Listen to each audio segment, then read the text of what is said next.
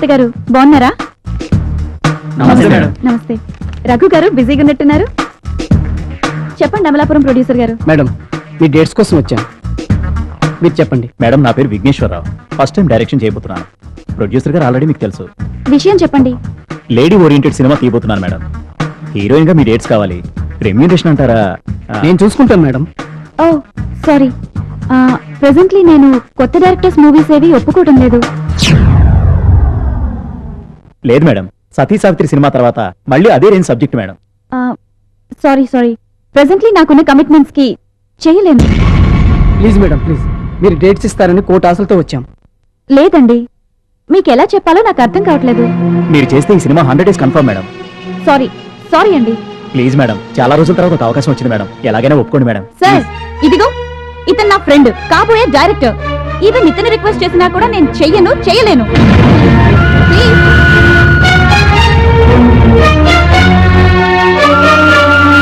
Madam చెప్పండి మీరు. నా పేరు నటరాజ్, డాన్స్ మాస్టర్ని. సార్ పెద్ద ప్రొడ్యూసర్, అది మీకు తెలిసిన విషయమే. సారీ, ప్రెసెంట్లీ నేనేం చేయలేనండి. ఇండస్ట్రీలో హీరోయిన్ లేనట్టు. సారీ మేడం, మళ్ళీ కలుస్తాను. సారీ, ఏం తీసుకుంటారు? ఉమా, జ్యూస్ తీసుకురా. ఏంటి రఘు, ఏం ఆలోచిస్తున్నావు? ఎందుకు మొమ్మాట పడుతున్నావు? డబ్బులు ఏమైనా కావాలా? ఏం లేదు, జస్ట్ క్యాజువల్గా వచ్చాం. నథింగ్. Okay bye. అయ్యో ఉండండి. Okay bye. అక్క,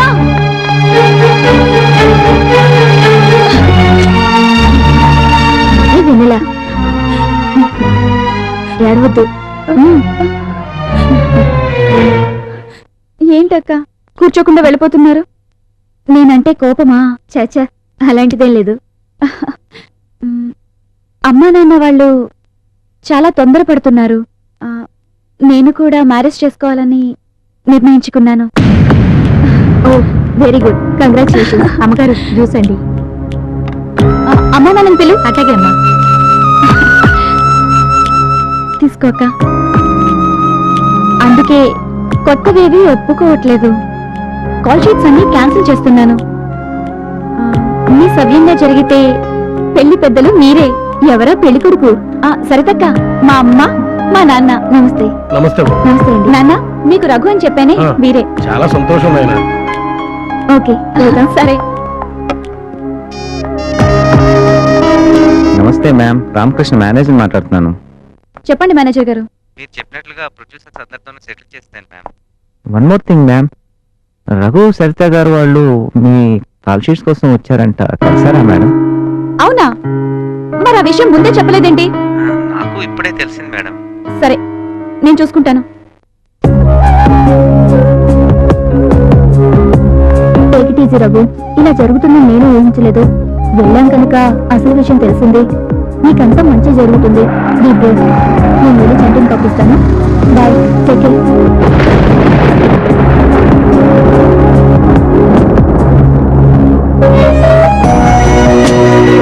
నేను కూడా మ్యారేజ్ చేసుకోవాలని నిర్ణయించుకున్నాను.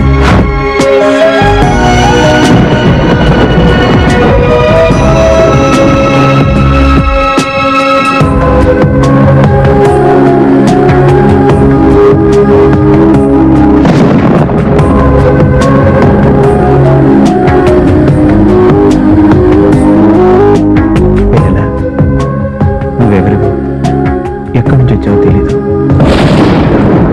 కానీ ప్రేమను పుట్టించావు.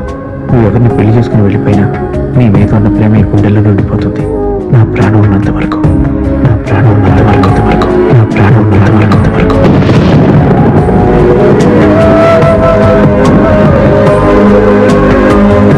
ఏంటి, వర్షం వస్తుందని ఫంక్షన్స్ రావట్లేదా?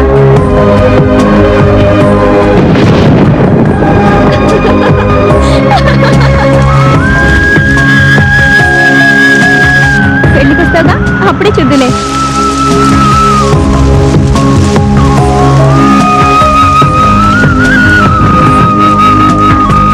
మూవీస్ ఇవి చేయట్లేదు.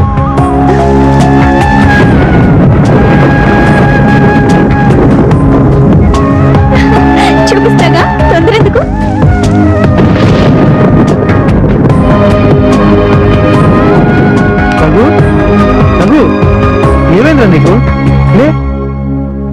ఏంట్రా?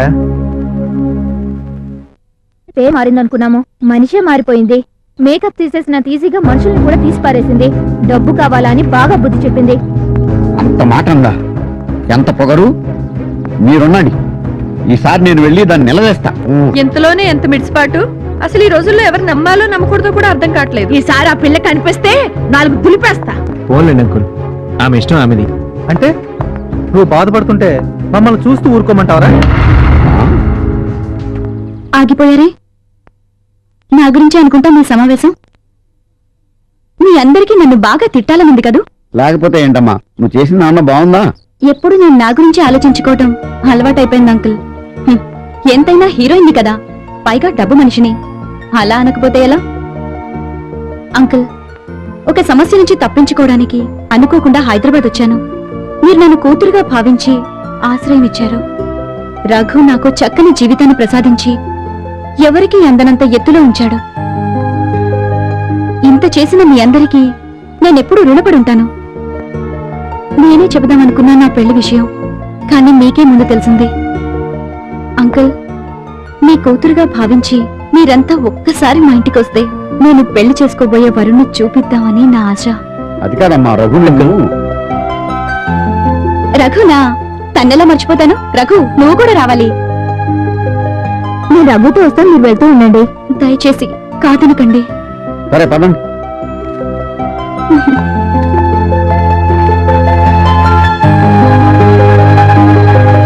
ఏరా, ఇప్పుడు బాగుందా? మీ వెన్నెల చాలా హ్యాపీరా. ఆయనకి కావాల్సింది కూడా అదే కదా. ఏ రఘు?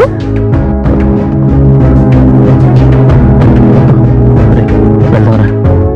నువ్వు ఈ జన్మలో మారవరా? నీ ఫ్రెండు మూగ మనసుల సినిమాలో అక్కినేనయ్యా. పద. నాతోనే ఆడుకుంటావే, చెప్తా నీ పని. త్వరగా రండిరా. అమ్మా నాన్న ఎవరు లేరా? తిరుపతి వెళ్లారు. ఎక్కడమ్మా నీ హీరో? ఈ రూమ్ లోనే ఉన్నారు. అదేంటమ్మాయి, లోపల ఉన్నాడనా? తాళం వేసుంది. ఎక్కడికి పారిపోకుండా బంధించేసుకుందేమో. ఆహా, రండి. లోపల రెస్ట్ తీసుకుంటున్నాడు అంకుల్. రండి అంకుల్, మా వారిని చూడండి. చూడండి.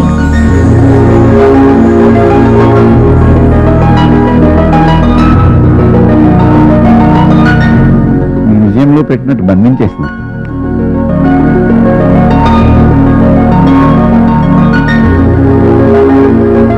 ఎలా ఉన్నాడు అంకుల్? మీ అందరికీ నచ్చినట్లే ఉన్నాడుగా? ఎంతగా ఆరాధిస్తోంది అమ్మా. ఇవి ఫోటోలు మాత్రమే కాదంకుల్, రఘుపై నేను పెంచుకున్న ప్రేమకు ప్రతిరూపాలు. నేను వేసే ప్రతి అడుగులో నాకు దారి చూపే దీపాలు. ఇంతకాలం మా ఇద్దరి మధ్య జరిగిన ప్రతి సంఘటన శాశ్వతం కావాలని. ఏంటి ఇంట్లో ఎవరు లేరు? ప్రతిరోజు నా కళ్ళ ముందు ఉండాలని, ఒక్క క్షణం కూడా రఘు జ్ఞాపకాలు నన్ను వదిలిపోకూడదని. నా ప్రతి ఫీలింగ్ ని రఘుతో చెప్పుకుంటూ నీ జీవితంలోకి నన్ను ఎప్పుడు ఆహ్వానిస్తావని అడుగుతుంటాను. సినిమా హీరోయిన్ అయ్యాక నీ గర్వం వస్తుందేమో అని అపార్థం చేసుకున్నావమ్మా. కానీ నీకు ఒక మనసు ఉందని ఇప్పుడే తెలిసింది. అయినా ఈ 3 సంవత్సరాలు నువ్వు ఎప్పుడైనా ఎక్కడైనా ఒక్కసారైనా రఘుని కలిసి ఒక మాట చెప్పుకుంటే బాగుండేదమ్మా. నువ్వేమో పెద్ద హోదాలో ఉన్నావని తనేమో వెనకాడుతున్నాడు. తప్పో ఒప్పో నాకు తెలియదు అంకుల్. రఘు నాకు గొప్పవాడు, కానీ ఈ సమాజానికి అతి సామాన్యుడు. షూటింగ్ సమయంలో రఘు నాతో కాస్త చదువుగా ఉంటేనే ఓర్చుకోలేని రంగుల లోకం ఇది. మా ఇద్దరి మధ్య ప్రేమ ఉందని, నేను రఘుని పెళ్లి చేసుకోబోతున్నానని తెలిస్తే ఈ సమాజం, మీడియా నన్ను బ్రతకనిస్తుందా? నా చుట్టూ ఉన్న వాళ్ళు పెంచుకునే ఈర్ష్యాద్వేషాలకు నా రఘు తట్టుకోగలడా? రఘుకి దర్శకుడు కావాలని ఆశయం ఉంది, అది నెరవేరాలని. అందుకే ఇంతకాలం ఆగాను. కానీ రఘు అవకాశం వచ్చినా కూడా నాకు చెప్పకుండా తనలో తాను కుమిలిపోతూ తన సంస్కారంతో నన్ను ఇంకా దూరం చేశాడు. అందుకే మీ ముందు దోషిగా నిలబడలేక ఈ రోజు నన్ను నలుగురు గుర్తించి 10 మంది అభిమానిస్తున్నారంటే దానికి కారణం రఘు. నన్ను నాకే కొత్తగా పరిచయం చేసిన రఘుదే ఈ జీవితం. తోటలో పోసిన పువ్వు దేవుడి పాదాల దగ్గరికైనా చేరాలి, లేదా ఏంటది? వెన్నెలా, ఇటు వా. ఏంటమ్మా ఈ పిచ్చి పనులు? నువ్వేమో రఘు కోసం, రఘు నీ కోసం. సరే అయిందేదో అయింది. రఘు నీ కోసం కింద వెయిట్ చేస్తున్నాడు. వెళ్ళు వెళ్ళమ్మా, నా మాట విను. వెళ్ళు.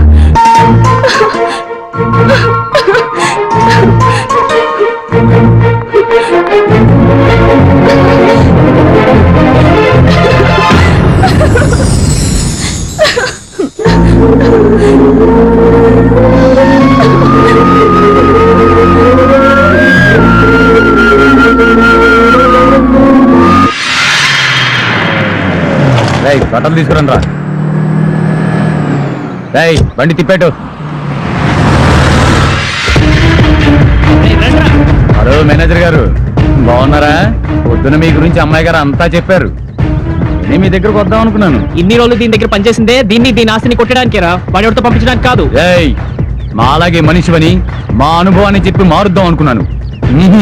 పట్టుకోండి రా, పోలీసులకు శభాష్ రఘు, శభాష్. చాలా హ్యాపీగా మీ ఇద్దరు పెళ్లి నేను జరిపిస్తాను మా ఇంట్లో. ఏక్రమే కళ్యాణ ప్రాప్తిరస్తు. మీ పెళ్లికి మేమే పెద్దలం. ఓకే, నువ్వే ఉంటావు కన్యా. సరే అలాగే కానివ్వండి. రసజ్ఞులైన ప్రేక్షక మహాశయులకు మా చిన్ని విన్నపం. మా ప్రేమికుల్లాగా వృత్తి ధర్మాలను గౌరవిస్తూ వారి వారి లక్ష్య సాధనలో ముందుకు సాగాలి తప్ప నేటి సమాజంలో లాగా ఒకరిపై ఒకరు అఘాయిత్యాలకు పాల్పడకుండా, కక్షలు పెంచుకోకుండా నిజమైన ప్రేమకు కాలమే సమాధానం చెబుతుందని ఓర్పుతో నమ్మకంతో ముందుకు నడిచాడు మా అసిస్టెంట్ డైరెక్టర్ రఘు. తల్లిదండ్రులకు ఇచ్చిన మాట కోసం ఎన్ని అవమానాలు అడ్డంకులు ఎదురైనా అధిగమించి డైరెక్టర్ అయి మనందరికీ ఆదర్శంగా నిలిచాడు. ముందు కూడా పేరు ప్రతిష్టలు సంపాదించాలని ఆశీర్వదిద్దాం. Vijayasai creations. Thank you ma'am. ఆ లొకేషన్ డబ్బులు ఇదిగో. ఇంకా 2-3 రోజులు నువ్వు షూటింగ్ చేసుకోవచ్చు. రెంట్ చీప్ కదా. మా ప్రొడ్యూసర్ డాక్టర్ సంజయ్ గారిని మాట్లాడాల్సిందిగా కోరుతున్నాను. సినిమా ప్రివ్యూ చూసిన వారందరూ ఈ సినిమా సిల్వర్ జూబ్లీ అని చెప్పడం నాకు చాలా ఆనందంగా ఉంది.